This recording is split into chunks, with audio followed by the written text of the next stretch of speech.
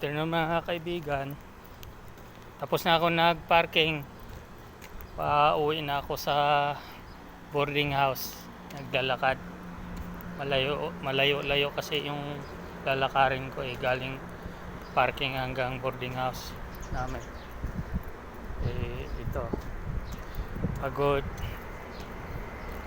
Hirap yung trabaho namin. Hirap yung OFW ng trabaho ng isang OFW.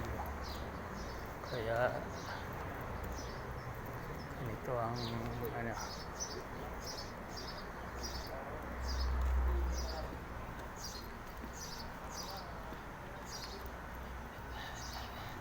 Ayan, may mga Pilipino doon.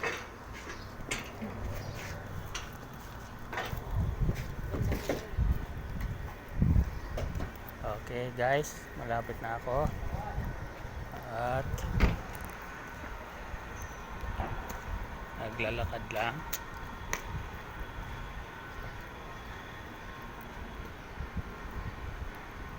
Lapit na ako dito sa pinto namin.